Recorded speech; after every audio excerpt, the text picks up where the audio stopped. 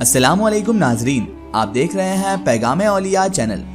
لاکھوں کروڑوں درود و سلام حضور پاک صلی اللہ تعالی علیہ وآلہ وسلم پر اور ان کی آل پاک پر۔ محترم ناظرین کرام، آج ہم آپ کے لیے لے کر آئے ہیں حضرت بو علی شاہ قلندر رحمۃ اللہ علیہ کی کرامات کا ایک ایسا واقعہ جسے سن کر آپ حیران بھی ہو جائیں گے اور آپ کو ولی اللہ کی مقام کا، ان کی بزرگی کا اندازہ ہو جائے گا۔ یہ واقعہ ہے حضرت بو علی شاہ قلندر رحمۃ اللہ علیہ اور سلطان غیاث الدین تغلق کا۔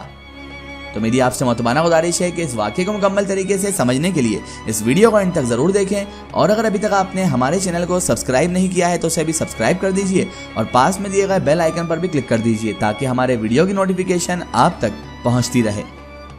ناظرین محترم، بیان کیا جاتا ہے کہ ایک مرتبہ حضرت شیخ جلال الدین پانی پتی رحمۃ اللہ تعالی علیہ حضرت بو علی شاہ قلندر رحمۃ اللہ تعالی علیہ سے ملاقات کے لیے جنگل میں تشریف لے گئے۔ جب وہ حضرت بو علی شاہ قلندر رحمۃ اللہ علیہ کی قیام گاہ کے قریب پہنچے تو انہیں ایک شیر نظر آیا۔ آپ حضرت جلال الدین پانی پتی رحمۃ اللہ تعالی علیہ نے شیر کو دیکھ کر فرمایا، یہ عاشقان الہی کا مقام ہے، یہاں تیرا کوئی کام نہیں ہے۔ شیر نے جب حضرت جلال الدین پانی پتی رحمۃ اللہ علیہ کی یہ بات سنی تو وہ حضرت بو علی شاہ قلندر رحمۃ اللہ علیہ کے حجرے کی جانب دوڑنے لگا۔ حضرت شیخ جلال الدین پانی پتی رحمۃ اللہ علیہ خوف زدہ ہوئے اور چپکے سے وہ بھی شیر کے پیچھے پیچھے حضرت بو علی شاہ قلندر رحمۃ اللہ تعالی علیہ کی قیام گاہ کی جانب بڑھنے لگے۔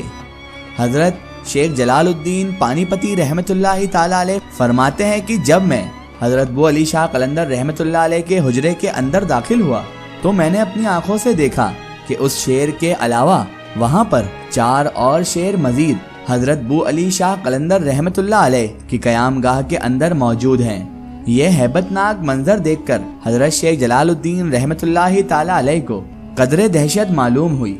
اور آپ حضرت جلال الدین رحمۃ اللہ تعالی علیہ گھبرا کر پیچھے ہٹ گئے۔ اسی دوران حضرت بو علی شاہ قلندر رحمۃ اللہ علیہ تشریف لے کر آئے۔ انہوں نے جب یہ منظر دیکھا تو حضرت شیخ جلال الدین پانی پتی رحمۃ اللہ تعالی علیہ کو مخاطب کر کے یوں فرمایا،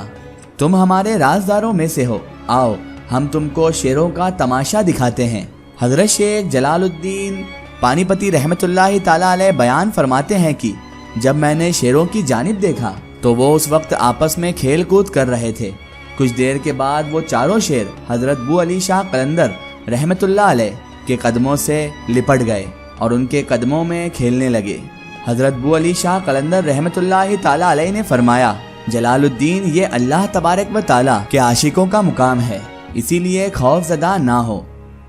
اللہ اکبر۔ اسی طرح بیان کیا جاتا ہے کہ سلطان غیاث الدین تغلق کو بیٹے کی بہت آرزو تھی، لیکن اس کی یہ خواہش پوری نہ ہوئی، اور جب بھی سلطان کے گھر کوئی اولاد ہوتی تو وہ لڑکی ہوتی۔ نرینا اولاد کی تمنا میں سلطان غیاث الدین تغلق نے قسم کھائی کہ اب جب بھی اس کے یہاں لڑکی پیدا ہوگی تو وہ اس کو جان سے مار دے گا، اور اتفاقاً اللہ کی مرضی دیکھیے اس کے گھر میں پھر سے ایک لڑکی پیدا ہو گئی۔ اس کی بیوی نے ممتا سے مجبور ہو کر اس بیٹی کو جنگل میں رکھوا دیا اور بادشاہ سے بہانہ کر دیا۔ جس دن اس بچی کو جنگل میں رکھوایا گیا اسی دن ایک دھوبی جنگل سے گزر رہا تھا۔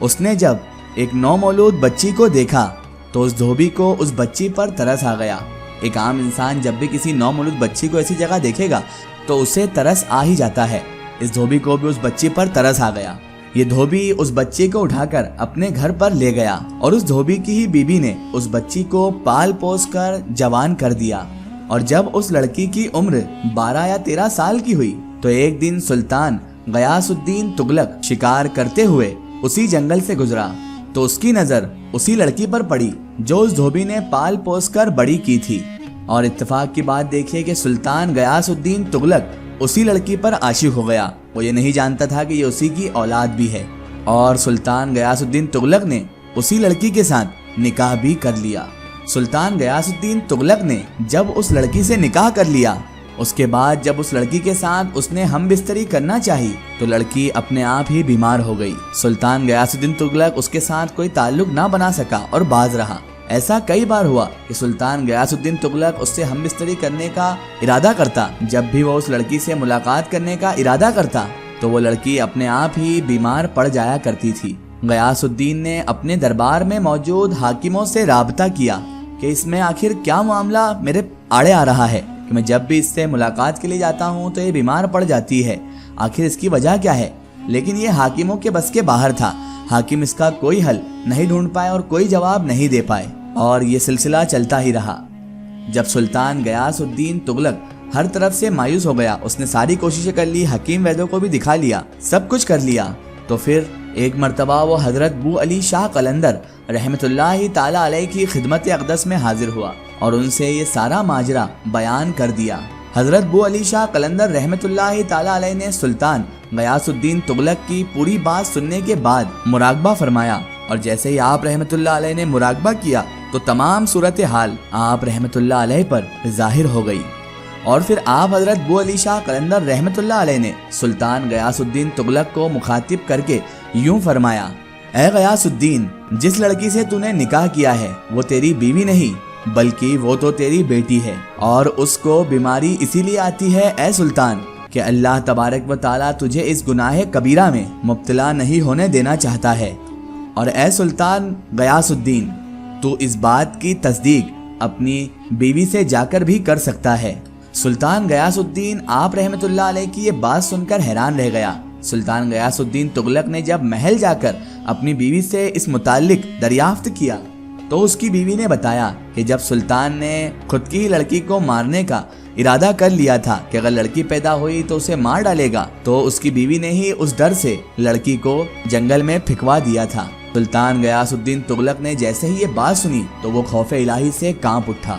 اس نے پھر اللہ تبارک و تعالیٰ کے حضور گڑ گڑا کر معافی مانگی اور حضرت بو علی شاہ قلندر رحمت اللہ تعالیٰ علیہ کی بارگاہ میں جا کر ان سے بھی یہ درخواست کی کہ وہ اللہ تبارک و تعالیٰ کے حضور اس کی بخشش کی دعا کریں کہ اللہ تبارک و تعالیٰ نے سلطان غیاث الدین تغلق کو بہت بڑے گناہ سے محفوظ رکھا۔